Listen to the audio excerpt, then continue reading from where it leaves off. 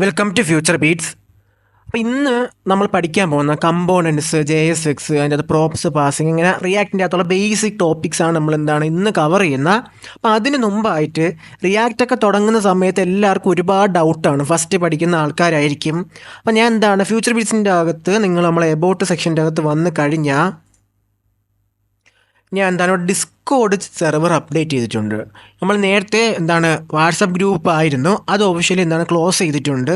ഇപ്പോൾ നമ്മൾ ഡിസ്കോഡ് സെർവറിലോട്ട് ആക്കി. ഇതാണ് ഡിസ്കോഡ് സെർവർ. ആ ലിങ്കിൽ ക്ലിക്ക് ചെയ്യാൻ നിങ്ങൾ എവിടെ വരും? നമ്മൾ സെർവറിൻ്റെ അകത്ത് വരുന്നതായിരിക്കും. അവിടെ നിങ്ങൾക്ക് ഓരോന്നിനും ഓരോ സ്പെസിഫിക് ചാനലാക്കി മാറ്റി. റിയാക്റ്റും HTML, CSS, ജാവാസ്ക്രിപ്റ്റും ജനറൽ ചാറ്റിന് വേണ്ടിയുള്ളതും റിസോഴ്സും മറ്റും നിങ്ങൾക്ക് ഉപയോഗമുള്ള റിസോഴ്സൊക്കെ ഇവിടെ അപ്ഡേറ്റ് ചെയ്യുന്നതായിരിക്കും. അപ്പോൾ ഇങ്ങനെ ആക്കുന്നുണ്ടെങ്കിൽ നിങ്ങൾക്ക് എവിടെ എന്തിലാണോ ഡൗട്ടുള്ളത് അത് ആ ചാനലിൽ ചോദിച്ചാൽ മതി. ഓക്കെ. അപ്പോൾ എല്ലാവരും ഇപ്പോൾ വീഡിയോ കാണുന്നവർ വാട്സപ്പ് ഗ്രൂപ്പിൽ ഉള്ളവരായാലും ഞാൻ വാട്സപ്പ് ഗ്രൂപ്പിൽ മെസ്സേജ് ഇട്ടിട്ടുണ്ട്. അത് കാണാത്തവർ എന്ത് ചെയ്യണം? ഈ ഡിസ്കോഡ് ഗ്രൂപ്പിലോട്ട് മാറണം. അതാണ് ഇനി തൊട്ട് നിങ്ങൾ ആ ഡൗട്ടും എല്ലാം ക്ലിയർ ചെയ്യുന്ന ഡിസ്കോഡ് ഗ്രൂപ്പ് വഴി ആയിരിക്കും. ഓക്കെ, നമുക്ക് ഡയറക്റ്റ് ട്യൂട്ടോറിയലിലോട്ട് പോവാം. ഇന്നലെ നമ്മൾ എല്ലാം ഒന്ന് എക്സ്പ്ലോർ ചെയ്തായിരുന്നു. എങ്ങനെയാണ് റിയാക്റ്റിൻ്റെ സ്ട്രക്ചറും ഫോർമാറ്റും കാര്യങ്ങളെല്ലാം നമ്മൾ ഇന്നലെ ഒന്ന് എക്സ്പ്ലോർ ചെയ്ത്. അപ്പം നമുക്ക് ഇന്ന് ഒരു പുതിയ വിൻഡോ ഓപ്പൺ ചെയ്യാം. ഫയല്, ന്യൂ വിൻഡോ ഞാൻ ഓപ്പൺ ചെയ്തു. പഴയ വിൻഡോ ഞാൻ ക്ലോസ് ചെയ്തു. എന്നിട്ട് ഈ പുതിയ വിൻഡോയിൽ ഫയലിൻ്റെ അകത്ത് ഓപ്പൺ ഫോൾഡറിൻ്റെ അകത്ത് റിയാക്ട് ട്യൂട്ടോറിയൽ എന്ന് പറഞ്ഞ ഫോൾഡറിൻ്റെ അകത്താണ് ഇന്നലെ നമ്മൾ എന്ത് ക്രിയേറ്റ് ചെയ്താൽ ക്ലയൻറ്റ് എന്ന് പറയുന്ന ഫോൾഡർ ക്രിയേറ്റ് ചെയ്താൽ. അപ്പം നമ്മൾ ക്ലയൻറ്റ് സെലക്ട് ചെയ്ത് ഓപ്പൺ ചെയ്യുകയാണ്. ഇപ്പം നമ്മൾ ആ ക്ലയൻറ്റിൻ്റെ അകത്തുള്ള എല്ലാം കാണിച്ചിട്ടുണ്ട്. നോഡ് മൊഡ്യൂൾസ്, അതുപോലെ തന്നെ പബ്ലിക്കിൻ്റെ അകത്തുള്ളത്, സോഴ്സിൻ്റെ അകത്തുള്ളത്, ജാവാസ്ക്രിപ്റ്റ് ഫയൽ, ഇതെല്ലാം കാണിച്ചിട്ടുണ്ട്. നമുക്ക് നോക്കാം ഈ JSX എന്നുകൊണ്ട് എന്ത് ഫോർമാറ്റാണ്. ജാവാസ്ക്രിപ്റ്റ് XML എന്നാണ് ഇതിൻ്റെ ഒരു ഫുൾ ഫോമായിട്ട് പറയുന്നത്. അതായത് മുമ്പ് നമ്മൾ HTMLൻ്റെ അകത്തും CSSൻ്റെ അകത്തൊക്കെ നമ്മൾ വെബ്സൈറ്റ് ഡെവലപ്പ് ചെയ്ത സമയത്ത് HTML HTMLൻ്റെ അകത്ത് നമ്മൾ HTML എഴുതും, ജാവാസ്ക്രിപ്റ്റ് സെപ്പറേറ്റ് ആയിട്ട് വേറെ ഇരുന്നു. അതിൻ്റെ അകത്ത് നമ്മൾ document.query സെലക്ടർ എന്ന് വെച്ച് ക്ലാസ് വെച്ച് ഓരോ ക്ലാസ്സിനെയും വിളിച്ചൊക്കെയാണ് നമ്മൾ ജാവാസ്ക്രിപ്റ്റ് ആഡ് ചെയ്തുകൊണ്ടിരുന്നത്. ഇപ്പം ഒരു ഡാറ്റ തന്നെ കാണിക്കുന്നതായാലും നമ്മൾ കൊടുത്തുകൊണ്ടിരുന്നത് എല്ലാം വേരിയബിളിലോട്ട് എലമെൻറ്റ് വിളിച്ച് വെച്ച് ആ ഒരു ഫോർമാറ്റിലാണ് ഇത്രയും നാൾ നമ്മൾ ചെയ്തിട്ടുള്ളത്. അപ്പോൾ ഇനി തൊട്ട് നമ്മൾ HTMLും ജാവാസ്ക്രിപ്റ്റും കൂടെ ചേർന്നൊരു ഫോർമാറ്റാണ് JSX എന്ന് പറയുന്നത്. ഇതിൻ്റെ അകത്ത് നമുക്ക് HTMLൻ്റെ അകത്ത് തന്നെ നമുക്ക് ജാവാസ്ക്രിപ്റ്റ് എഴുതാൻ കഴിയും. അപ്പോൾ നമുക്ക് ഈ നിലവിലിപ്പോൾ കിടക്കുന്ന നമുക്കൊന്ന് റണ്ണാക്കാം. നമുക്കറിയാം npm റൺ ഡെവ് എന്ന് കൊടുക്കുമ്പോഴാണ് നമുക്കുള്ള നമ്മളെ npm സെർവർ സ്റ്റാർട്ട് ആവുന്നത്, റിയാക്റ്റ് സെർവർ സ്റ്റാർട്ട് ആവുന്നത്. ഓക്കെ, ഇപ്പോൾ റിയാക്റ്റ് സെർവർ സ്റ്റാർട്ട് ആയിട്ടുണ്ട്. ഇതാണ് അതിൻ്റെ സ്ട്രക്ചർ വരുന്നത്. നമ്മൾ ഞാൻ ഇന്നലെ പറയാൻ വിട്ടൊരു കാര്യമാണ്. റിയാക്റ്റ് സെർവർ നമ്മൾ സ്റ്റാർട്ട് ചെയ്ത് കഴിഞ്ഞാൽ വർക്ക് കഴിയുമ്പോൾ നമ്മൾ ചെയ്യാനുള്ള കാര്യം കഴിയുമ്പോഴത്തേക്ക് Ctrl+C അടിച്ച് സെർവർ ക്ലോസ് ചെയ്യണം. Ctrl+C അടിച്ച് സെർവർ ക്ലോസ് ചെയ്യണം. ഇല്ലെന്നുണ്ടെങ്കിൽ നമ്മൾ റാം ആവശ്യമില്ലാതെ ഉപയോഗിച്ചുകൊണ്ടിരിക്കും. അത് ഒരുപാട് അങ്ങനെ കിടക്കണമെങ്കിൽ കുറേ സെർവർ റണ്ണായി കിടക്കും. ഓക്കെ, ആ മിസ്റ്റേക്ക് വരുത്തരുത്. ഇവിടെ ഡയറക്റ്റ് ക്ലോസ് ചെയ്യാതെ എന്ത് ചെയ്യണം? Ctrl+C അടിച്ച് സെർവർ ക്ലോസ് ചെയ്തിട്ട് മാത്രമേ വിഷ്വൽ സ്റ്റുഡിയോ കോഡ് ക്ലോസ് ചെയ്യാവൂ. ഓക്കെ, നമുക്ക് റൺ ചെയ്യാം. ഓക്കെ, നമ്മൾ സെർവർ റണ്ണായിട്ടുണ്ട്. നമുക്ക് യൂസ് സ്റ്റേറ്റും കാര്യങ്ങളൊക്കെ എല്ലാം നമുക്ക് അടുത്തടുത്ത വീഡിയോയിൽ പഠിക്കാം.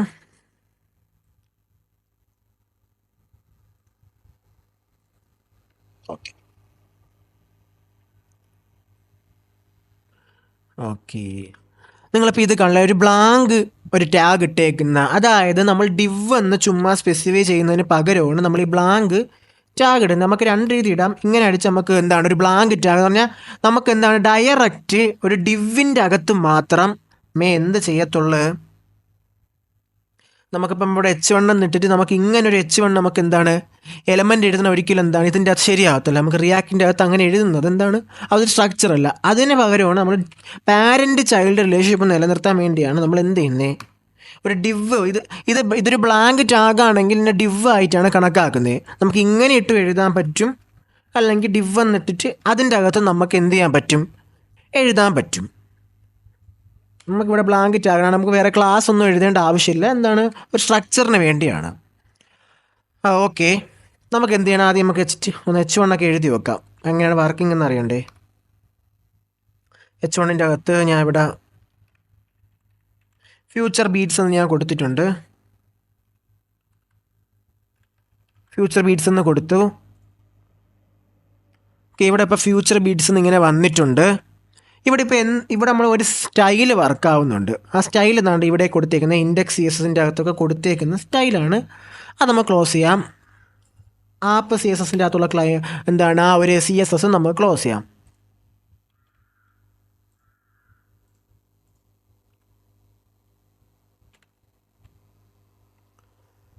ഓക്കെ, ഇപ്പോൾ ഇങ്ങനെയാണ് നമ്മൾ ആപ്പ് JSX കിടക്കുന്നത്. ഇവിടെ നമ്മൾ നോക്കുമ്പം നമ്മൾ നോർമലി എന്താണ് നമ്മൾ എന്തെങ്കിലും എഴുതിയിട്ടുള്ള കണക്കാണ്. ഇപ്പം നമ്മൾ നോർമലി HTML എഴുതുന്ന കണക്കാണ് ഇപ്പോൾ കാണിച്ചുകൊണ്ടിരിക്കുന്നത്.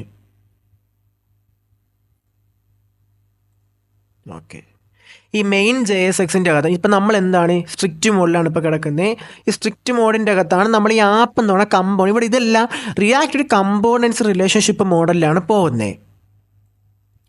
സ്ട്രിക്റ്റ് മോഡ് ഇതിൻ്റെ അകത്ത് ആപ്പിനെ വിളിച്ചു. ഇപ്പോൾ ഇവിടെ നിങ്ങൾ വലിയ ശ്രദ്ധിക്കേണ്ട ആവശ്യമില്ല. നമ്മളിപ്പോൾ ഉണ്ടാക്കുന്ന ഇതിൻ്റെ അകത്ത് ഒരുപാട് കമ്പോണൻസ് ഉണ്ട്. അതെന്താണെന്ന് ഞാൻ നിങ്ങൾക്ക് പറഞ്ഞു തരുന്നതായിരിക്കും. ഇപ്പം നമ്മൾ ഈ ഇൻഡെക്സ് CSS നമ്മൾ മെയിൻ എന്നാണ് ഇതിലാണ് വിളിച്ചു കൊടുത്തേക്കുന്നത്. അതായത് ഇൻഡെക്സ് CSSൻ്റെ അകത്ത് എഴുതിയേക്കുന്നത് നമ്മൾ ഈ റിയാക്ട് ആപ്ലിക്കേഷൻ്റെ അകത്ത് ഉണ്ടാക്കുന്ന എല്ലാത്തിനെയും ബാധിക്കും. അങ്ങനെ ഒരു ഗ്ലോബൽ CSS കണക്കാണ് എന്ത് വർക്കാവുന്നത്, ഇൻഡെക്സ് CSS വർക്കാവുന്നത്. ഈ ആപ്പ് JSX എന്ന് പറഞ്ഞ ഒരു കമ്പോണൻറ്റിന് വേണ്ടിയാണ് ഈ ആപ്പ് CSS എന്നും പറഞ്ഞ് എഴുതിയേക്കുന്ന. ഈ കമ്പോണൻസ് എന്ന് പറഞ്ഞാൽ നമ്മൾ HTML ഇപ്പം നമ്മൾ പറഞ്ഞ ഒരു വെബ്സൈറ്റ്, ഇത് നിങ്ങൾ ഇമ്പോർട്ടൻ്റ് ആണ്. ഒരു വെബ്സൈറ്റ് ഉണ്ടാക്കുമ്പോൾ അതിനെന്താണ് നാവ് ബാർ ഉണ്ട്, മെയിൻ ഉണ്ട്, ഫീച്ചർ ഉണ്ട്, FAQ ഫ്രീക്വൻ്റ്ലി ആസ്ക്ഡ് ക്വസ്റ്റ്യൻസ് ഉണ്ട്, ടെസ്റ്റിമോണിയൽസ് ഉണ്ട്, ഫൂട്ടർ ഉണ്ട്. ഇതെല്ലാം നമ്മൾ HTML വെബ്സൈറ്റിൻ്റെ അകത്ത് ഒറ്റ കോഡായിട്ടായിരിക്കും നമ്മൾ എഴുതുന്നത്. എന്നാൽ റിയാക്റ്റീവ് വരുമ്പോൾ ഇതെല്ലാം ഓരോ സെക്ഷൻ അല്ലെങ്കിൽ കമ്പോണൻസ് ആയിട്ട് നമ്മൾ തിരിക്കും. കമ്പോണൻസ് എന്നാണ് പറയുന്നത്. നാവ് ബാർ എന്താണ് ഒരു സെക്ഷൻ ഓഫ് ഒരു കമ്പോണൻ്റ് ആക്കി മാറ്റും, മെയിൻ ഒരു കമ്പോണൻ്റ് ആക്കി മാറ്റും. അതായത് ഞാൻ കാണിച്ചു തരാം. സോഴ്സിൻ്റെ അകത്ത് നമ്മൾ എന്താണ് പുതിയൊരു ന്യൂ ഫോൾഡർ ക്രിയേറ്റ് ചെയ്യാണ്. ഫോൾഡർ ക്രിയേറ്റും ചെയ്യാതിരിക്കും, നമ്മൾ സ്ട്രക്ചറിന് വേണ്ടിയാണ്. ഞാൻ ഇതിൻ്റെ അകത്ത് കമ്പോണൻസ് എന്നും പറഞ്ഞ് കൊടുത്തിട്ടുണ്ട്. അപ്പോൾ കമ്പോണൻസിൻ്റെ അകത്ത് ഞാൻ എന്ത് ചെയ്യണം, അടുത്തൊരു ഫോൾഡർ ക്രിയേറ്റ് ചെയ്യണം. നാവ് ബാർ എന്നാണ് ഞാൻ കൊടുത്തേക്കുന്നത്. നാവ് ബാർ ക്രിയേറ്റ് ചെയ്തു. അത് കഴിഞ്ഞ് അടുത്ത ഫോൾഡർ ഹോം എന്ന് പറഞ്ഞൊരു ഫോൾഡർ ഞാൻ ക്രിയേറ്റ് ചെയ്തു. ഫൂട്ടർ എന്ന് പറഞ്ഞൊരു ഫോൾഡർ ഞാൻ ക്രിയേറ്റ് ചെയ്തു.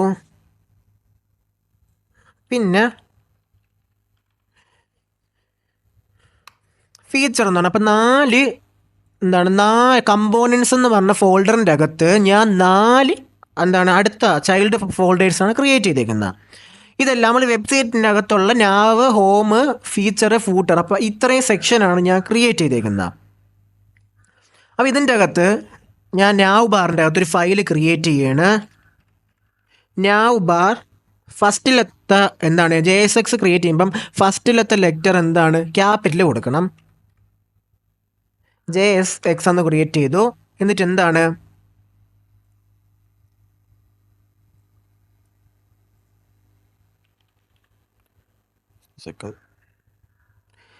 ഈ റിയാക്ട് JSX എന്ന് പറഞ്ഞ സ്നിപ്പെറ്റ്സ് ഇതൊന്നുണ്ട്. ഇതൊന്ന് ഇൻസ്റ്റാൾ ചെയ്തേക്കണം. നമുക്ക് എളുപ്പത്തിൽ ഓരോ കാര്യങ്ങളൊക്കെ ക്രിയേറ്റ് ചെയ്യുന്നതിന് മറ്റും വേണ്ടിയാണ്. ഓക്കെ, ഇത് നിങ്ങൾ എല്ലാവരും ഇൻസ്റ്റാൾ ചെയ്തേക്കണം കേട്ടോ. ഈ ഒരു എക്സ്റ്റൻഷൻ നമ്മുടെ റിയാക്റ്റിന് വേണ്ടിയുള്ളൊരു എക്സ്റ്റൻഷനാണ് JSX സ്നിപ്പെറ്റ്സ് എന്നാണ്. അത് നമുക്ക് ഓരോ കാര്യങ്ങളുണ്ട് എളുപ്പത്തിൽ നമുക്ക് ക്രിയേറ്റ് ചെയ്യാം. ഞാൻ കാണിച്ചു തരാം എങ്ങനെയാണെന്നുള്ളത്. ഇതാണ് എക്സ്റ്റൻഷൻ. ഒന്നുകൂടെ കാണിച്ചു തരികയാണ്. ഈ ഒരു എക്സ്റ്റൻഷൻ നിങ്ങൾ എല്ലാവരും ഇൻസ്റ്റാൾ ചെയ്തേക്കണം. ഇല്ലെന്നുണ്ടെങ്കിൽ ചിലപ്പോൾ ഞാൻ ചെന്ന പലരും നിങ്ങൾക്ക് ചെയ്യാൻ പറ്റിയെന്ന് വരത്തില്ല.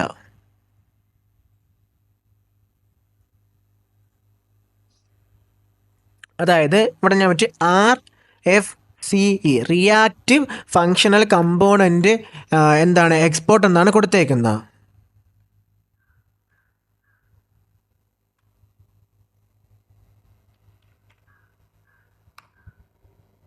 Okay, reactive functional component RFC എന്നാണ് നിങ്ങൾ കൊടുക്കാനുള്ളത്. ചിലതിൻ്റെ അകത്ത് നമുക്ക് RFCE എന്നാണ് വരുന്നത്, ചിലതിൻ്റെ അകത്ത് RFC എന്നാണ് വരുന്നത്. ഓക്കെ, നിങ്ങൾ RFC കൊടുക്കുമ്പോൾ നിങ്ങൾക്ക് ഇതുപോലെ വരുന്നില്ലെന്നുണ്ടെങ്കിൽ നിങ്ങൾ എന്ത് ചെയ്യണം, RFCE കൊടുക്കണം. RFCE കൊടുക്കുമ്പോൾ വരുന്നുണ്ടെങ്കിൽ എന്ത് ചെയ്യണം, അത് എൻ്റർ ചെയ്യണം. ഏതാണ് വരുന്നത് അതുകൊണ്ട് ചില കമ്പ്യൂട്ടറിൻ്റെ അകത്ത് എന്താണ് RFCE ആണ് വർക്കാവുന്നത്, ചിലതിൻ്റെ അകത്ത് RFC ആണ് വർക്കാവുന്നത്. ഓക്കെ, ഇതാണ് കമ്പോണൻറ്റ് സ്ട്രക്ചർ. എന്താണ്, റിയാക്റ്റ് ഇമ്പോർട്ട് ചെയ്തിട്ടുണ്ട്. നമ്മളിതൊരു ഫംഗ്ഷൻ്റെ അകത്ത് ആരോ ഫംഗ്ഷനൊക്കെ നിങ്ങളെ ഞാൻ പഠിപ്പിച്ചിട്ടുള്ളതാണ്. ആരോ ഫംഗ്ഷൻ്റെ അകത്ത് എന്താണ് ലൈക്ക് ഒരു ഫംഗ്ഷൻ ക്രിയേറ്റ് ചെയ്യുന്നു, ആ ഫംഗ്ഷൻ നമ്മൾ എക്സ്പോർട്ട് ചെയ്യുന്നു. ഒരു ഡിവൊക്കെ ഓട്ടോമാറ്റിക്കലി ഇവിടെ തന്നെ ഉണ്ട്. ഞാൻ ഇവിടെ എന്നിട്ട് H1ൻ്റെ അകത്ത് ഞാൻ പറയണേ നാവ് ബാർ. H1ൻ്റെ അകത്ത് ഞാൻ നാവ് ബാർ എന്ന് പറഞ്ഞു. ഇനി ഞാൻ ഹോമിൽ അതുപോലെ നിങ്ങൾക്ക് അറിയാവുന്ന home.jsx എന്ന് പറഞ്ഞു, RFC എന്ന് പറഞ്ഞു, എൻ്റർ അടിച്ചു. ഹോമിൻ്റെ അകത്ത് ഞാൻ H1 ഇട്ടു. ഓരോ സെക്ഷനായിട്ട് തിരിക്കുകയാണ്. ഹോം സെക്ഷൻ എന്ന് ഞാൻ പറഞ്ഞു. നാവ് ബാറിൻ്റെ അകത്ത് നാവ് ബാർ സെക്ഷൻ എന്ന് ഞാൻ പറഞ്ഞിട്ടുണ്ട്. ഫൂട്ടറിൻ്റെ അകത്ത് ഞാൻ ഫൂട്ടർ എന്താണ് JSX എന്ന് കൊടുത്തിട്ടുണ്ട്. അതിൻ്റെ അകത്തും RFC കൊടുത്തിട്ടുണ്ട്. ഫൂട്ടർ സെക്ഷൻ എന്ന് ഞാൻ കൊടുത്തു. ഫീച്ചർ എടുത്തു. ഓരോന്നിൻ്റെ അകത്ത് ഞാൻ ഓരോ സെക്ഷനും ഓരോ കമ്പോണൻസ് ആക്കി മാറ്റി അതിൻ്റെ അകത്ത് ഓരോ ഫയലാണ് ഞാനിപ്പോൾ ക്രിയേറ്റ് ചെയ്തുകൊണ്ടിരിക്കുന്നത്. നിങ്ങൾക്ക് എന്ത് ഡൗട്ട് ഉണ്ടെന്നുണ്ടെങ്കിൽ ഇപ്പോൾ ഇതിൻ്റെ അകത്ത് എന്തെങ്കിലും വർക്കാവും, ചിലർക്കൊക്കെ ഇതാണ് RFCE ആയിരിക്കും വർക്കാവുന്നത്, RFCE ആയിരിക്കും. എന്തെങ്കിലും പ്രശ്നമുണ്ടെങ്കിൽ നിങ്ങൾ എന്ത് പ്രശ്നം ഉണ്ടെങ്കിലും ഡിസ്കോഡിൻ്റെ അകത്ത് ചോദിച്ചാൽ മതി. ഞാനോ അല്ലെങ്കിൽ അതിൻ്റെ അകത്തുള്ള മറ്റ് അറിയാവുന്ന ഡെവലപ്പേഴ്സ് നിങ്ങളെ ഹെൽപ്പ് ചെയ്യുന്നതായിരിക്കും. feature.jsx എന്ന് കൊടുത്തു, RFC കൊടുത്തു, എൻ്റർ അടിച്ചു. H1ൻ്റെ അകത്ത് ഫീച്ചർ എന്താണ് സെക്ഷൻ എന്ന് കൊടുത്തു. ഓക്കെ, നമ്മൾ ഇത്രയും ചെയ്തിട്ടുണ്ട്. ഇനി ഇപ്പം നമ്മളെ വെബ്സൈറ്റിലോട്ട് നമ്മൾ നോക്കുമ്പം എന്താണ് ഫ്യൂച്ചർ ബിൽസ് മാത്രമേ ഉള്ളൂ. നമ്മളിപ്പോൾ ഓരോ സെക്ഷനായിട്ട് കമ്പോണൻറ്റ് തിരിച്ച് നമ്മളിനി ഇത് app.jsx ആണ് മെയിൻ ഫയൽ. നമ്മളിതിൻ്റെ മെയിൻ ഫയൽ app.jsx ആണ്. അപ്പോൾ ഇതിൻ്റെ അകത്ത് ഇപ്പോൾ ഇത് മാറ്റിയിട്ട് നമ്മൾ ഉണ്ടാക്കി വെച്ച ആദ്യം നാവ് ബാറിനെ തന്നെ ഇവിടെ വിളിക്കാം. എന്താണ്, ഒരാരോ ഇട്ടിട്ട് ക്യാപിറ്റൽ നാവ് ബാർ എന്ന് കൊടുക്കുമ്പോൾ ഇവിടെ ഉണ്ട് സെലക്ഷൻ വന്നിട്ടുണ്ട്. നാവ് ബാർ ഇപ്പോൾ എന്താണ് മുകളിൽ സെലക്ട് ഇമ്പോർട്ട് നാവ് ബാർ ഫ്രം കമ്പോണൻസ് എന്ന ഫോൾഡറിൻ്റെ അകത്ത് നാവ് ബാറിൻ്റെ നാവ് ബാർ എന്ന് പറഞ്ഞാൽ ഫോൾഡറിൻ്റെ അകത്ത് നിന്ന് നാവ് ബാർ എന്ന ഫയലിനെ സെലക്ട് ചെയ്താൽ ഇവിടെ URL കൊടുത്തിട്ടുണ്ട്. ഓക്കെ, അപ്പോൾ നാവ് ബാർ വന്നാൽ നോക്കാം. നാവ് ബാർ സെക്ഷൻ ഇവിടെ വന്നിട്ടുണ്ട്.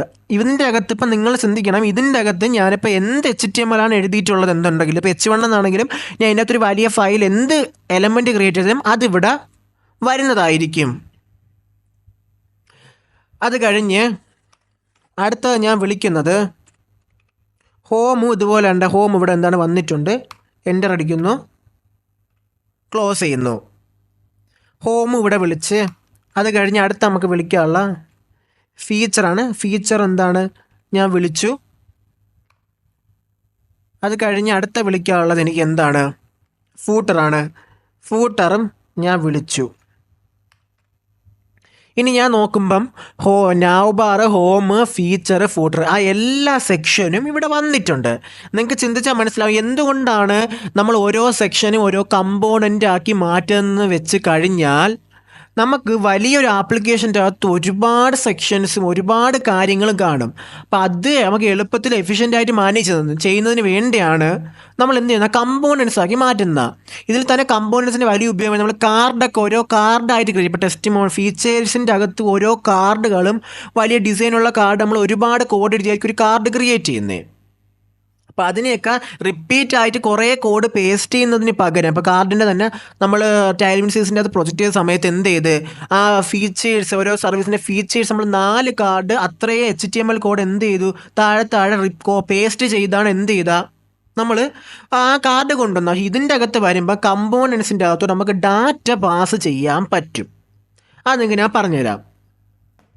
ഇപ്പോൾ ഫീച്ചർ ഉണ്ടല്ലോ, പ്രോപ്സ് എന്നാണ് നമ്മൾ പറയുന്നത്. പ്രോപ്സ് പാസ് എന്ന് വരെ പറയും. ഇപ്പോൾ നമ്മൾ കമ്പോണൻസ് ക്രിയേറ്റ് ചെയ്യാൻ നിങ്ങൾ പഠിച്ച് നിങ്ങൾക്ക് ഈ കമ്പോണൻസും തന്നെ ഇവിടെ ടൈറ്റിൽ കൊടുക്കണമെന്നൊന്നും ഇല്ല ഇതിൻ്റെ അകത്ത്. നിങ്ങൾക്ക് ഇഷ്ടപ്പെട്ട പേരെടുക്കാം. ആ ഒരു സ്റ്റാൻഡേർഡ് വെച്ചാണ് ഞാൻ കമ്പോണൻസ് എന്നുള്ള ഒരു പേര് ഞാൻ അവിടെ കൊടുത്തത്. കമ്പോണൻസ് എന്ന് പറഞ്ഞ ഫോൾഡറിൻ്റെ അകത്താണ് എന്ത് ക്രിയേറ്റ് ചെയ്താൽ ഞാൻ ഓരോ കമ്പോണൻസ് ഞാനിപ്പോൾ ക്രിയേറ്റ് ചെയ്ത് ഫീച്ചേഴ്സ് എന്നും ഫൂട്ടർ എന്നും ഓരോ കമ്പോണൻസ് ഞാൻ എന്ത് ചെയ്ത് ക്രിയേറ്റ് ചെയ്തിട്ടുണ്ട്. ഇനി നമുക്ക് ഈ കമ്പോണൻസിൻ്റെ അകത്തോട്ട് ഡാറ്റ പാസ് ചെയ്യാൻ പറ്റും. അത് ഞാൻ പറഞ്ഞുതരാം. അതായത് ഇപ്പം നമുക്കിവിടെ ഫീച്ചർ വരുമ്പം എന്താണ് ഫീച്ചർ 1, 2, 3 എന്നുള്ള 3 ഫീച്ചേഴ്സ് വരണം. ആ 3 ഫീച്ചേഴ്സിലോട്ട് നമുക്ക് ഡാറ്റാസ് പാസ് ചെയ്യണം. ഞാൻ ഇവിടെ ഇപ്പോൾ പാസ് ചെയ്യുന്നത് ചിലപ്പോൾ വേറെ ഒരു സ്ട്രിങ് ആയിരിക്കും. പക്ഷെ നമുക്ക് അറയോ ഒബ്ജക്റ്റോ എന്ത് വേണമെങ്കിലും നമുക്ക് ഈ ഫംഗ്ഷനിലോട്ട് പാസ് ചെയ്യാൻ പറ്റും.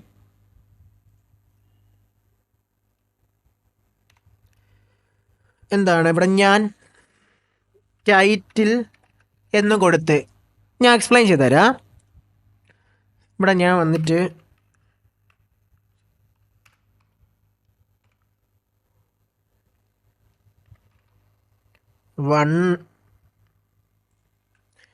നമ്മൾ കർലി ബ്രാക്കറ്റ് ഇട്ടിട്ട് ടൈറ്റിൽ എന്ന് ഞാൻ കൊടുത്തു. ഫീച്ചർ സെക്ഷൻ 1 എന്ന് വന്നു.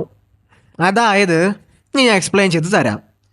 ഇവിടെ വന്നപ്പം നമുക്ക് ഓരോ ഫീച്ചറിലോട്ട് നമ്മളിപ്പോൾ ഡാറ്റ എടുത്തു. അപ്പം നമ്മൾ അറേ ഓഫ് ഒബ്ജക്റ്റ് ആക്കി 4 ഫീച്ചറിലോട്ടുള്ള ഡാറ്റ നമ്മൾ എടുത്ത് വെച്ചിട്ടുണ്ട്.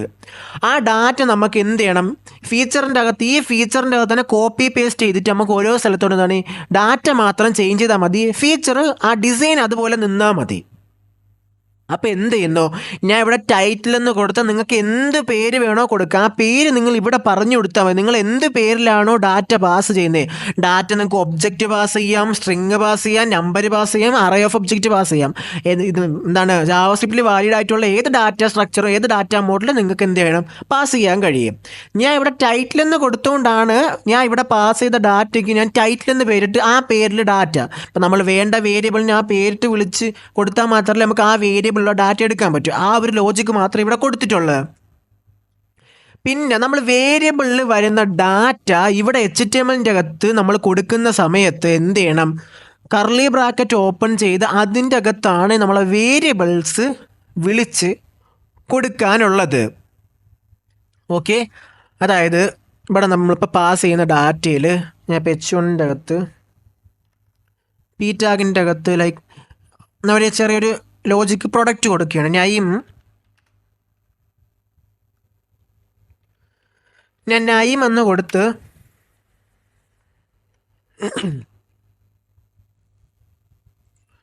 ഓക്കെ ഞാൻ ടൈറ്റിൽ കൊടുത്തിട്ടുണ്ട്.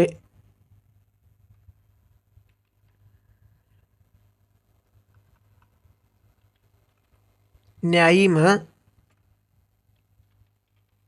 പ്രൈസും കൊടുത്തിട്ടുണ്ട്. ഇവിടെ ഞാൻ നൈമ വിളിച്ചു കൊടുത്തു. നമ്മൾ നോർമലി ഇങ്ങനത്തെ കേസിൽ ഇങ്ങനെ വേരിയബിൾ ഓരോന്നായിട്ടല്ല പാസ് ചെയ്യുന്നത്, ഒരു ഒബ്ജക്റ്റ് ആയിട്ടാണ് പാസ് ചെയ്യുന്നത്. അതിപ്പോൾ പറഞ്ഞാൽ നിങ്ങൾക്ക് ബുദ്ധിമുട്ടാവുന്ന ഫീൽ ചെയ്യുന്നതുകൊണ്ടാണ് ഞാൻ ഒബ്ജക്റ്റ് ആയിട്ട് പാസ് ചെയ്തത്, ഓരോ വേരിയബിൾ ആയിട്ട് പാസ് ചെയ്യുന്നത്. എന്തായാലും അടുത്തടുത്ത പോകുന്ന ട്യൂട്ടോറിയൽ നമ്മൾ എന്താണ് ഒബ്ജക്റ്റ് ആയിട്ട് അറേ ആയിട്ടൊക്കെ ഡാറ്റ പാസ് ചെയ്യുന്നതൊക്കെ നമ്മൾ പഠിക്കുന്നതായിരിക്കും. ഞാൻ പ്രൈസ് ഇവിടെ കൊടുത്ത്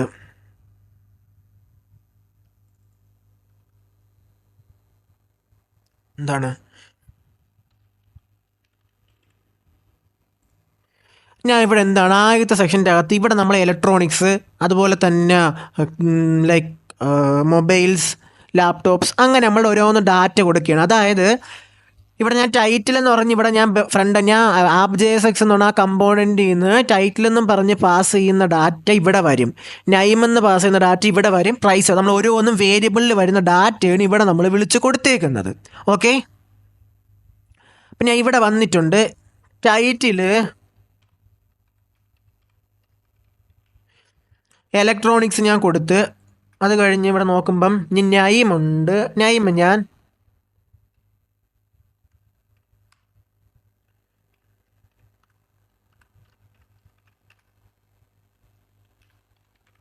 iPhone 15 കൊടുത്തിട്ടുണ്ട്. പ്രൈസ് ഞാൻ കൊടുക്കുന്നത് എന്താണ് ഇതാണ് കൊടുക്കുന്നത്. ഞാൻ ഇതൊന്ന് താഴോട്ടൊന്ന് കോപ്പി പേസ്റ്റ് ചെയ്യുകയാണ്.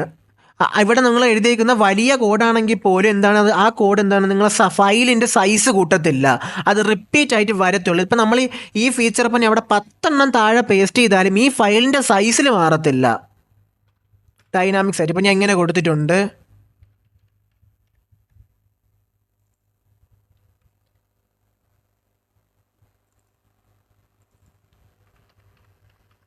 മൊബൈൽസ് കൊടുത്ത് മൊബൈൽ അടുത്ത കഴിഞ്ഞ ലൈക്ക് എന്തെങ്കിലും കൊടുക്കാം. ഫ്രൂട്ട്സ് എന്ന് കൊടുത്തിട്ടുണ്ട്. ഫ്രൂട്ട്സിൻ്റെ അകത്ത് ഞാൻ മാംഗോ എന്ന് കൊടുത്തു. മാംഗോ $99. ഇവിടെ ഒരു 9 കൂടെ കൂട്ടി. എന്നിട്ട് ഞാൻ ഡെല്ലെന്ന് കൊടുത്ത്. അതായത് ഇവിടെ ഈ ഫീച്ചർ എന്ന് പറഞ്ഞാൽ ഇതിൻ്റെ അകത്ത് നമ്മൾ എന്ത് പറഞ്ഞിട്ടുണ്ട്, ഫീച്ചറിൻ്റെ അകത്ത് വരുന്ന ഇവിടെ നിന്ന് യൂസർ പാസ് ചെയ്യുന്ന ഡാറ്റ എടുത്ത് വെച്ച് അത് HTML പ്രിൻ്റ് ആവണം. പ്രൊഡക്റ്റിൻ്റെ പേര്, ടൈറ്റിൽ എന്താണ് യൂസർ പാസ് ചെയ്യുന്നത്, ആ ടൈറ്റിൽ, നൈമിൻ്റെ കൂടെ യൂസർ പാസ് ചെയ്യുന്ന നൈം എന്താണ്, ആ നൈം, പ്രൈസിൻ്റെ കൂടെ യൂസർ പാസ് ചെയ്യുന്ന പ്രൈസ് ഏതോ ആ പ്രൈസ് കാണിക്കണം. അപ്പോൾ അങ്ങനെ എന്താണ് ഈ മോഡലിലുള്ള HTML ഫയൽ ഞാൻ 3 താഴെ കഴിയുന്നത്. എന്നാൽ നമ്മൾ ഫയലിൻ്റെ സൈസ് കൂടിയിട്ടില്ല. HTML സൈസ് ചെയ്യണമെങ്കിൽ ഇത് നമ്മൾ ഓരോ കോഡും എന്താണ് HTML വെച്ച് ആ സൈസ്, ഫയൽ സൈസ് കൂടും. ഇത് ഫയൽ സൈസ് കൂടിയിട്ടില്ല, നമ്മൾ ഡാറ്റ മാത്രമേ മാറുന്നുള്ളൂ. ഇപ്പോൾ കണ്ടല്ലോ, product mobiles name iPhone 50 Pro price $999. Product laptop അതിൻ്റെ പ്രൈസ്, അതിൻ്റെ നൈം ഇതാണ്. അപ്പോൾ ഈ രീതിയിലാണ് നമ്മൾ എങ്ങനെ ഒരു കമ്പോണൻറ്റ് ക്രിയേറ്റ് ചെയ്യണമെന്ന് പറഞ്ഞു. കമ്പോണൻറ്റ്സ് എന്ന് പറഞ്ഞാൽ ഓരോ HTML ഒരു ഫുള്ളായിട്ട് നമ്മൾ എഴുതുന്ന ഒരു പേജിൽ എഴുതുന്ന കാര്യങ്ങൾ നമ്മൾ ഓരോ സെക്ഷനായിട്ട് മുറിച്ചോരോ ഫങ്ഷണൽ കമ്പോണൻറ്റ്സ് ആയിട്ട് മാറ്റുന്നുണ്ട്. ക്ലാസ് കമ്പോണൻറ്റ്സ് ഉണ്ട്. മുമ്പ് ആദ്യകാലത്ത് ക്ലാസ് കമ്പോണൻറ്റ്സ് ഉപയോഗിച്ചുകൊണ്ടിരുന്നത്. ഈ വീഡിയോ ട്യൂട്ടോറിയലൊക്കെ ഞാൻ അതിൻ്റെ ഒരു ആവശ്യം ഇപ്പോൾ ഇല്ലാത്തതുകൊണ്ട് ഞാൻ അവസാനം ട്യൂട്ടോറിയൽ പ്രൊജക്റ്റൊക്കെ കഴിഞ്ഞിട്ട് എന്താണ് എക്സ്ട്രാ കോഴ്സായിട്ട് ഞാൻ ക്ലാസ് വെച്ച് എങ്ങനെയാണ് ക്ലാസ് ഉപയോഗിക്കുന്നുള്ള വീഡിയോ ഞാൻ ഇടുന്നതായിരിക്കും. അപ്പം നമ്മൾ എന്ത് ചെയ്തു, ഒരു കമ്പോണൻറ്റ് ക്രിയേറ്റ് ചെയ്യാൻ പഠിച്ച്. നമ്മളിപ്പോൾ 4 ഫൂട്ടർ ക്രിയേറ്റ് ചെയ്ത്, ഹോം ക്രിയേറ്റ് ചെയ്ത്. ഇപ്പോൾ ഫൂട്ടറിൻ്റെ അകത്താണെങ്കിൽ പോലും നിങ്ങൾക്ക് ഇവിടെ എന്താണ് ഒരു ബ്രാക്കറ്റ്, ഒരു കർലി ബ്രാക്കറ്റ് ഇട്ടിട്ട് നിങ്ങൾ പാസ് ചെയ്യുന്ന ഡാറ്റ നിങ്ങൾക്ക് എടുക്കാൻ കഴിയാവുന്നതേ ഉള്ളൂ. അപ്പം നിങ്ങൾ പാസ് ചെയ്യുന്ന ഡാറ്റയുടെ പേര് ഇപ്പോൾ ഡാറ്റ എന്ന് കൊടുത്താൽ ആ ഡാറ്റ ഇവിടെ എന്താണ് ഒരു ബ്രാക്കറ്റ് ഇട്ട് അത് പ്രിൻ്റ് ചെയ്യിപ്പിക്കും. അപ്പം നമ്മളൊരു ഒബ്ജക്റ്റാണ് പാസ് ചെയ്യുന്നുണ്ടെങ്കിൽ ഇവിടെ നമ്മൾ ആ ഇവിടെ കൊടുക്കുന്ന പേരിലായിരിക്കും അവിടെ പാസ് ചെയ്യാനുള്ളത്. അത് നിങ്ങൾ മറക്കല്ലേ. ഒബ്ജക്റ്റ് ഡോട്ട് ഇട്ട് ആ വാല്യൂ ഇപ്പോൾ എന്താണ് നൈം, ആ ഒബ്ജക്റ്റിൻ്റെ അകത്ത് വന്ന് നൈമ വിളിച്ചു കൊടുക്കുക. ഇതൊക്കെ നിങ്ങൾക്ക് ജാവാസ്ക്രിപ്റ്റ് പഠിച്ച് അറിയാനായിരിക്കും. ജാവാസ്ക്രിപ്റ്റ് പഠിക്കാതെ റിയാക്റ്റിൻ്റെ വീഡിയോ കാണാൻ വരരുത്. കാരണം ഞാൻ ജാവാസ്ക്രിപ്റ്റിൻ്റെ കോറിലോട്ട് ഞാൻ എന്തായാലും ഇതിൽ പോകത്തില്ല. റിയാക്റ്റിനെ മാത്രമേ ഞാൻ പഠിപ്പിക്കത്തുള്ളൂ. അതുകൊണ്ട് തന്നെ ജാവാസ്ക്രിപ്റ്റ് പഠിപ്പിച്ചതെല്ലാം കണ്ട് പഠിച്ചതിന് ശേഷം മാത്രം റിയാക്റ്റ് കാണുന്നതാണ് നിങ്ങൾക്ക് ബെറ്റർ. ഓക്കെ,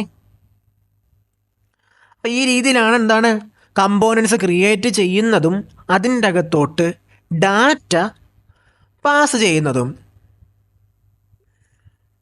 ഓക്കെ, ഇനി നമുക്ക് എന്ത് ചെയ്യാം, ഇവിടെ വന്നിട്ട് നമുക്കൊന്ന് ഇതിൻ്റെ സ്റ്റൈൽ ചെയ്യണ്ടേ. ഇതിൻ്റെ അകത്ത് നമ്മൾ JSX എഴുതുന്ന സമയത്ത് നമ്മൾ ഈ സ്റ്റൈൽ ചെയ്യുന്നത് ഇങ്ങനെയാണ്. നമ്മൾ നോർമൽ CSSൻ്റെ അകത്ത് നമ്മൾ ഇൻലൈൻ സ്റ്റൈൽ, നമ്മൾ ലൈനിൻ്റെ അകത്ത് സ്റ്റൈൽ ചെയ്യുന്നതിന് ഇൻലൈൻ സ്റ്റൈൽ എന്ന് പറയും. അപ്പോൾ അതിങ്ങനെയല്ല ഇതിൻ്റെ അകത്ത് ചെയ്യുന്നത്. ഇട്ടിട്ട് നമുക്ക് വേണ്ട എന്താണെന്ന് പറയണം. ഫോണ്ട് സൈസാണ് ഈ രീതിയിലാണ് വരുന്നത്, ഈ ഒരു സ്ട്രക്ചറിലാണ് വരുന്നത്. ഇതിൻ്റെ അകത്ത് നമ്മൾ എന്ത് ചെയ്യണം, ഇവിടെ അങ്ങനെ ബ്രാക്കറ്റ് ഇട്ടിട്ട് 3 റം എന്നൊക്കെ പറഞ്ഞു ഓരോ വാല്യൂവും. അതുപോലെ തന്നെ ഇപ്പം നമുക്ക് എന്ത് ചെയ്യാൻ പറ്റും, ബാക്ക്ഗ്രൗണ്ട് കളറ്, ബാക്ക്ഗ്രൗണ്ട് ഇങ്ങനെ വിളിച്ചു കൊടുത്തിട്ട് അതും നമ്മൾ എന്ത് ചെയ്യണം, ഇവിടെ ആ വാല്യൂ വിളിച്ച് കൊടുക്കണം. പിന്നെ കളറെന്ന് വിളിച്ചു കൊടുത്തിട്ട് ആ വാല്യൂ വിളിച്ചു കൊടുക്കണം. ഞാൻ ഇപ്പം നോക്കാം, നമ്മളെ ഹോം ഇവിടെ നമ്മൾ വിളിച്ചു കൊടുത്തിട്ടുണ്ട്. ഹോമിൻ്റെ അകത്ത് വന്ന മാറ്റമൊക്കെ വന്നിട്ടുണ്ടോ എന്ന് നോക്കാം. ഓക്കെ, ഹോം ഇപ്പോൾ ബ്ലാക്ക് ബാക്ക്ഗ്രൗണ്ടായി, സൈസ് കൂടിയിട്ടുണ്ട്. അതുപോലെ തന്നെ ടെക്സ്റ്റിൻ്റെ കളർ വൈറ്റും ആയിട്ടുണ്ട്. അപ്പോൾ ഈ രീതിയിലാണ് ഇതിൻ്റെ അകത്ത് നോർമൽ HTML CSSൻ്റെ അകത്ത് എഴുതുന്ന മോഡലല്ല. ഇതിൻ്റെ അകത്ത് ഒരു ഒബ്ജക്റ്റിൻ്റെ അകത്ത് നമ്മൾ വാല്യൂ എന്താണ് ആഡ് ചെയ്ത് നടക്കുന്നത്. അപ്പോൾ കണ്ട ഒരു ഒബ്ജക്റ്റാണ്, ഒബ്ജക്റ്റിൻ്റെ അകത്ത് വാല്യൂ എങ്ങനെ കൊടുക്കുന്നു ആ ഒരു മോഡലിലാണ് ഇതിൻ്റെ അകത്ത് ഇൻലൈൻ സ്റ്റൈൽ ചെയ്യുന്നത്. ഇതേ കോഡ് നമുക്ക് CSS ആയിട്ട് എഴുതാൻ പറ്റും. അത് ഞാൻ എങ്ങനെയെന്ന് പറഞ്ഞുതരാം. ക്ലാസ് ഇട്ടിട്ട് ഞാൻ എന്താണ് ഹെഡ് ടെക്സ്റ്റ് എന്നും പറഞ്ഞുള്ളൊരു ക്ലാസ് നെയിം. നോർമൽ ക്ലാസ് ഇവിടെ പറ്റത്തില്ല. നമ്മൾ H1 ആയാലും ഡിവിൻ്റെ അകത്ത് ഏതിൻ്റെ അകത്താണെങ്കിൽ പോലും ഇൻലൈൻ സ്റ്റൈൽ ചെയ്യുന്ന നിങ്ങളിപ്പോൾ കണ്ടതാണ്. ഓക്കെ, ഇൻലൈൻ സ്റ്റൈലിൽ നിങ്ങൾ കണ്ട് എന്താണ് നമ്മൾ നോർമലി എഴുതുന്ന സ്റ്റൈൽ, നമ്മൾ HTML എഴുതുന്ന ഒരു ഫോർമാറ്റിലല്ല ഈ JSXൻ്റെ അകത്ത് ഇൻലൈൻ സ്റ്റൈലാണ്. അതൊരു ഒബ്ജക്റ്റ് മോഡലിലാണ് നമ്മൾ ഓരോ സ്റ്റൈലും ചെയ്യുന്നത്. ഫോണ്ട് സൈസും 3rem അങ്ങനെ നമ്മൾ കൊടുത്തേക്കുന്നത് ആ ഒരു സ്ട്രക്ചറിലാണ് നമ്മൾ ചെയ്തേക്കുന്നത്. ഇനി നമ്മൾ ക്ലാസ് സ്പെസിഫൈ ചെയ്യുന്ന സമയത്ത്, ക്ലാസ് എഴുതുന്ന സമയത്തും നമ്മൾ ഇങ്ങനെ ക്ലാസ് എന്നും പറഞ്ഞ് എഴുതിയാണ് എന്ത് ചെയ്യുന്നത്, നോർമൽ HTMLൻ്റെ അകത്ത് ക്ലാസ് എഴുതുന്നത്. പക്ഷേ ഇവിടെ വരുമ്പം അത് ക്ലാസ് നെയിം എന്ന് ആവും. അതാണ് ഈ JSXൻ്റെ ഒരു ഫോർമാറ്റ് വരുന്നത്. ഇതിൻ്റെ അകത്ത് പേര് കൊടുക്കുകയാണ്. ഞാൻ ഹെഡ് ടെക്സ്റ്റ് എന്നും പറഞ്ഞൊരു പേര് ഞാൻ കൊടുത്തിട്ടുണ്ട്. എന്നിട്ട് എന്താണ്, ഞാൻ ഇവിടെ ഒരു ന്യൂ ഫയൽ ക്രിയേറ്റ് ചെയ്ത് home.css. എന്നിട്ട് ഇവിടെ നമ്മളത് വിളിച്ചു കൊടുക്കണം. ഇമ്പോർട്ട് എന്താണ് ഉപയോഗിക്കുന്നത്, നമ്മൾ ആ വേറൊരു ഫയൽ വേറൊരു മൊഡ്യൂൾ വിളിക്കാൻ. അത് നിങ്ങൾ മുമ്പോട്ട് പോകുമ്പോൾ പഠിക്കുന്നതായിരിക്കും. ഇമ്പോർട്ടിൽ ./home, ഇവിടെ റെക്കമെൻഡേഷൻ വരത്തില്ല, home.css. അതായത് ഈ HTML ഫയലിൻ്റെ അകത്തോട്ട് ഈ CSSൻ്റെ ഫയലും കൂടെ ആഡ് ചെയ്തു. നോക്കാം. പ്രത്യേകിച്ച് മാറ്റങ്ങളൊന്നും ഇപ്പോൾ ഹോം സെക്ഷൻ്റെ അകത്ത് വന്നിട്ടില്ല. നമുക്കിനി മാറ്റം വരുത്താം. ഈ ഡിവിന് ഞാൻ ക്ലാസ് ഇട്ടു, ഹെഡ് എന്ന് ഞാൻ കൊടുത്തു. ഇനി ഞാൻ ഇതിൻ്റെ സ്റ്റൈൽ ചെയ്യാൻ പോവുകയാണ്. .head എന്ന് കൊടുത്തു.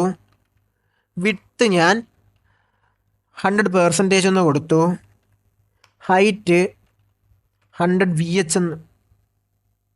VH കൊടുത്തു. അതുപോലെ തന്നെ flex, display, flex, justify content, centre, items centre കൊടുക്കുകയാണ്. അലൈൻ ഐറ്റം സെൻറ്റർ, ബാക്ക്ഗ്രൗണ്ട് ഒരു ലൈറ്റ് കളർ നമുക്ക് കൊടുക്കാം. ഈ പ്രോപ്പർട്ടീസ് ഒക്കെ നിങ്ങൾക്ക് അറിയാവുന്നതുകൊണ്ട് ഞാൻ വലിയ എക്സ്പ്ലെയിൻ ചെയ്യാത്തേ. അത് കൊടുത്തിട്ടുണ്ട്. ഇനി നമുക്ക് നമ്മളെ ഹെഡ് ടെക്സ്റ്റിനെയും കൂടെ സ്റ്റൈൽ ചെയ്യാം. നമ്മൾ എന്ത് ചെയ്ത് ആ CSSനെ ഇങ്ങോട്ട് ഇമ്പോർട്ട് ചെയ്തേ ഉള്ളൂ. നിങ്ങൾക്ക് ഡൗട്ട് ഉണ്ടെങ്കിൽ ഡിസ്കോഡ് സെർവറിൻ്റെ അകത്ത് നിങ്ങൾ ചോദിച്ചാൽ മതി. ആ ഒരു ഫോട്ടോയും നിങ്ങൾക്ക് ഏത് സെക്ഷൻ്റെ അകത്താണ് ഡൗട്ട്, എന്താണ് ഡൗട്ട് നിങ്ങളത് ചോദിച്ചാൽ മതി. ഓക്കെ, ഇവിടെ ഞാൻ കൊടുക്കുന്നത് ഫോണ്ടിൻ്റെ സൈസ്, ഫാമിലി അല്ല, ഫോണ്ട് സൈസ് ഞാൻ കൊടുക്കുന്നത് ഇപ്പോൾ 3rem എന്നുള്ള വാല്യൂവിലാണ് ഞാൻ ഫോണ്ട് സൈസ് ഞാനിപ്പോൾ കൊടുക്കുന്നത്. ഇനി ഞാൻ കൊടുക്കുന്നത് കളറ്, നമുക്കത് വരണം നോക്കാം. വന്നിട്ടുണ്ട്. ലൈക്ക് ഫോണ്ട് സൈസ് നമ്മൾ കൊടുത്തിട്ടുണ്ട്. ഇനി ബാക്കി ചെക്ക് ചെയ്ത് നോക്കാം. ഓക്കെ, എന്താണ് ലൈക്ക് ഇപ്പം ആ ഒരു മാറ്റം വന്ന ഹോം എന്താണ് സെൻറ്ററിലോട്ട് വന്നിട്ടുണ്ട്. ഇനി ഇതിൻ്റെ കളർ നമുക്കൊന്ന് വൈറ്റ് ആക്കാം. നിങ്ങൾക്ക് അറിയാവുന്ന നോർമൽ സീസണത്ത് ചെയ്യണത് കളർ എന്ത് ചെയ്തിട്ടുണ്ട്, ആ രീതിയിൽ വിളിച്ചെന്താണ് കൊഴുത്തിട്ടുണ്ട്. ഓക്കെ, ഇനി നമ്മളിപ്പോൾ ഇത്രയും നമ്മൾ ചെയ്തിട്ടുണ്ട്. സ്റ്റൈല് വിളിച്ച് കൊടുത്ത് കാര്യങ്ങൾ ചെയ്തിട്ടുണ്ട്.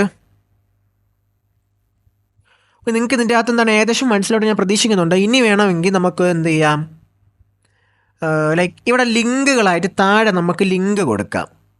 അതേസമയം ഞാൻ നമുക്കിവിടെ എന്താണ് ഇപ്പോൾ കമ്പോണൻസ് ക്രിയേറ്റ് ചെയ്ത് നമുക്ക് വേണമെങ്കിൽ വേറൊരു രീതിയിലും കമ്പോണൻസ് ക്രിയേറ്റ് ചെയ്യാൻ പറ്റും. അതായത് ഞാൻ ഒരു കാര്യം പറഞ്ഞുതരാം. ന്യൂ ഫോൾഡർ ക്രിയേറ്റ് ചെയ്യണം. കമ്പോണൻസിൻ്റെ അകത്ത് എഴുതുന്നേക്കാളും വൃത്തിക്ക് എഴുതാൻ വേണ്ടി ഇപ്പം നമ്മൾ ലിങ്ക് ആഡ് ചെയ്യണം. ഞാൻ ഹോമിൻ്റെ അകത്ത് താഴെ ഒരു 5 ബട്ടൺ ലിങ്ക് ആഡ് ചെയ്യണം. ഒരു കസ്റ്റം ഡിസൈനുള്ള ബട്ടൻ്റെ ലിങ്ക് ഞാൻ ആഡ് ചെയ്യുകയാണ്. അപ്പം അത് ഞാൻ ഒന്ന് കാണിച്ചു തരാം. ഞാൻ ഇവിടെ UI, അതൊക്കെ ഒരു ഫോർമാറ്റ്. UI എന്ന് പറയുന്ന ഫോൾഡറിൻ്റെ അകത്താണ് ഈ കമ്പോണൻസ്, ബട്ടൺസ്, കാർഡ്, അങ്ങനത്തെ എലമെൻറ്റ് അതിൻ്റെ അകത്ത് ക്രിയേറ്റ്. അത് സ്ട്രക്ചറാണ്. കമ്പോണൻസിൻ്റെ അകത്ത് ക്രിയേറ്റ് ചെയ്താലും പ്രശ്നമില്ല.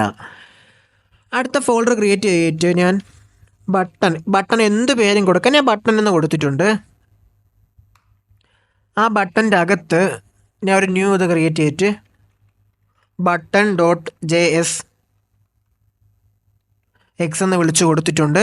അതേപോലെ ബട്ടൻ്റെ അകത്ത് തന്നെ ഞാൻ എന്ത് ചെയ്തിട്ടുണ്ട്, button.css. നമ്മൾ ഇനി മുമ്പോട്ട് പോകുന്ന വീഡിയോ പ്രൊജക്റ്റൊക്കെ എത്തുമ്പോൾ ഈ CSS നമ്മൾ ഉപയോഗിക്കത്തില്ല, ഞാൻ പറഞ്ഞിട്ടുണ്ട്. RFC എന്നിട്ട് ബട്ടനെ വിളിക്കുകയാണ്.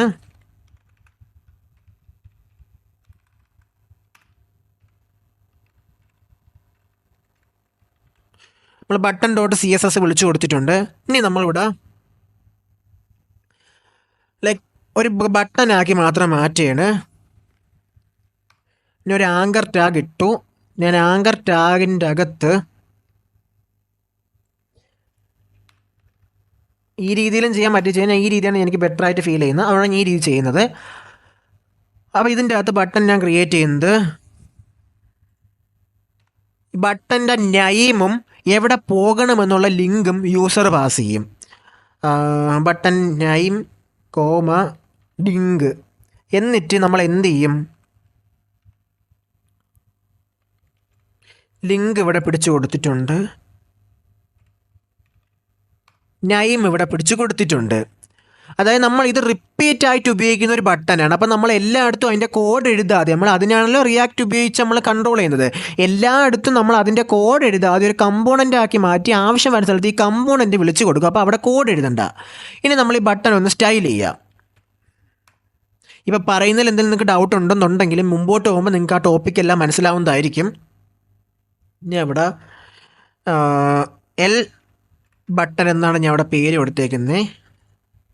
ലിങ്ക് ബട്ടൺ എന്ന് ഉദ്ദേശിച്ചാൽ കൊടുത്തേക്കുന്നത്. ഞാൻ കൊടുത്തിട്ട് എന്ത് ചെയ്യുന്നു, ബട്ടന് പാഡിങ്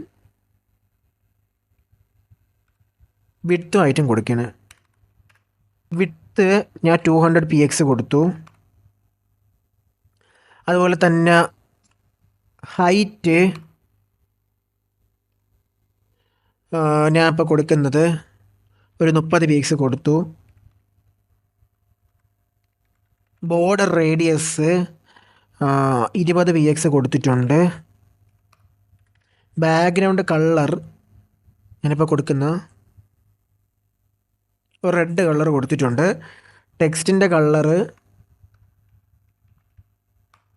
ഞാനിപ്പം വൈറ്റ് കൊടുത്തിട്ടുണ്ട്.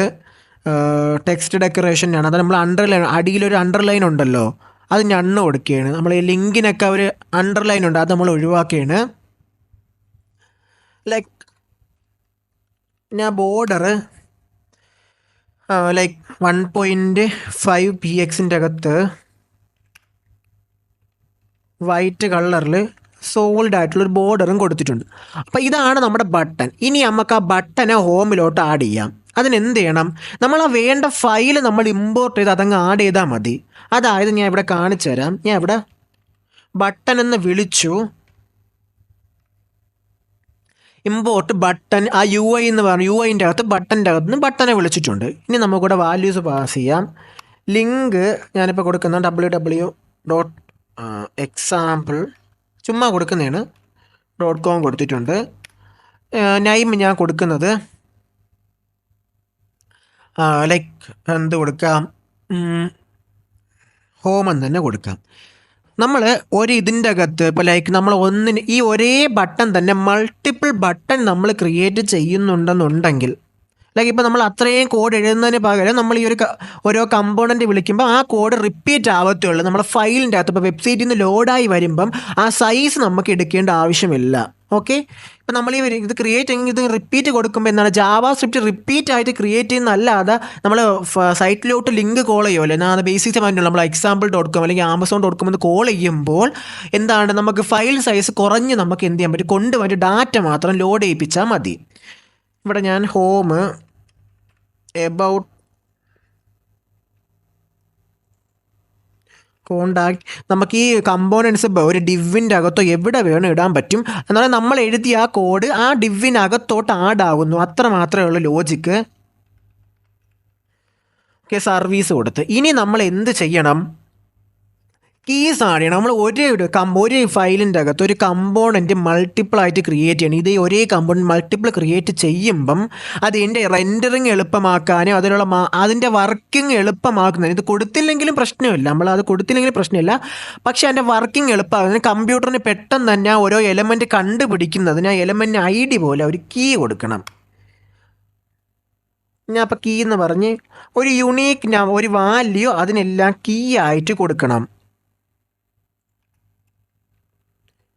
കീ നമ്പർ 3, നമ്മൾ ഒരു കമ്പോണൻ്റ് അകത്ത് ഒരു വാല്യൂ മൾട്ടിപ്പിൾ ആയിട്ട് ക്രിയേറ്റ് ചെയ്യുന്നുണ്ടെങ്കിൽ അതിനെല്ലാത്തിനും നമ്മൾ കീ കൊടുക്കണം.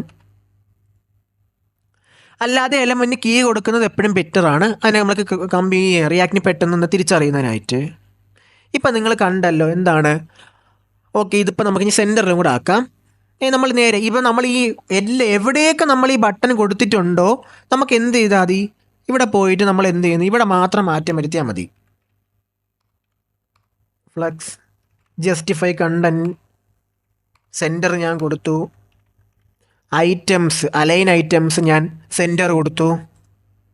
ഓക്കെ, ഇപ്പം നമ്മൾ ബട്ടൻ്റെ അകത്തുള്ള ഓരോന്നും സെൻറ്ററിൽ വന്നിട്ടുണ്ട്. അതായത് നമ്മൾ ഇത്രയും എഴുതിയ കോഡ് നമ്മളിപ്പോൾ മറ്റേതാണെങ്കിൽ ഈ കോഡും ഈ CS ഇങ്ങനെ റിപ്പീറ്റ് ചെയ്ത് എഴുതണമായിരുന്നു. എന്നാൽ ഇത് നമുക്ക് എന്ത് ചെയ്താൽ മതി, ആ കമ്പോണൻറ്റ് വിളിച്ചാൽ മെയിൻലി ഫ്രണ്ട് എൻഡ് ഫ്രെയിംവർക്കിൻ്റെ ഉപയോഗമാണ് മൾട്ടിപ്പിൾ ഡാറ്റാസും വലിയ ആപ്ലിക്കേഷൻ്റെ അകത്ത് സൈസ് കുറച്ച് ഇതുപോലെ വരുന്ന ഡാറ്റേനെ എളുപ്പത്തിൽ മാനേജ് ചെയ്യുന്നതിന് വേണ്ടിയാണ് നമ്മൾ ഇങ്ങനത്തെ ഫ്രെയിംവർക്കും കാര്യങ്ങളും ഉപയോഗിക്കുന്നത്.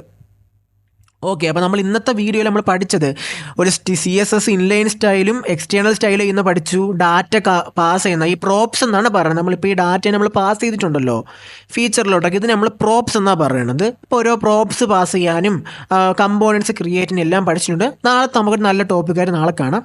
Okay, bye. അതുപോലെ തന്നെ നിങ്ങൾക്ക് എന്തെങ്കിലും ഡൗട്ട് ഉണ്ടെന്നുണ്ടെങ്കിൽ നിങ്ങൾ എന്ത് ചെയ്യണം, ഡിസ്കോഡിൻ്റെ അത് ചോദിക്കണം.